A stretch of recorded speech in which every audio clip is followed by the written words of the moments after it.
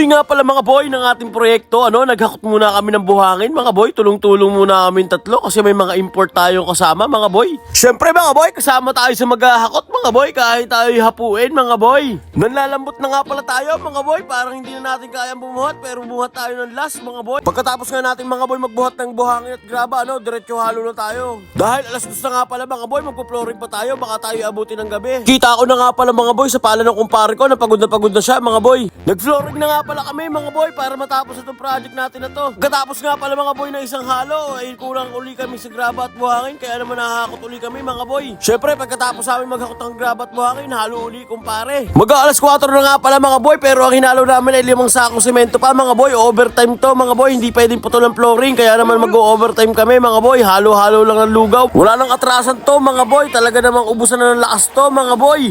Kumpare, mag-istatwa ka dyan mga boy. Lumusong na talaga si kumpare sa semento mga boy. Nakakalahati na nga pala tayo mga boy ng flooring natin. At mukhang nababarino na nga pala dito ang kumpare ko mga boy. Bakit hindi pinunupan ninyong dalawa? Ay, sinasabi ko sa inyo.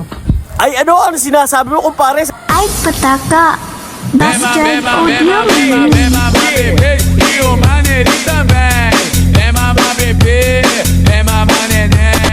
Ano mga boy, ginanon lang. Maraming salamat nga pala sa mga batang ito at tumulong dito sa paghahalo ng semento para matapos ang project na to. Salamat sa inyo mga boy. What's up mga boy? Overtime nga pala tayo. Ibuhok na pare, yung semento na.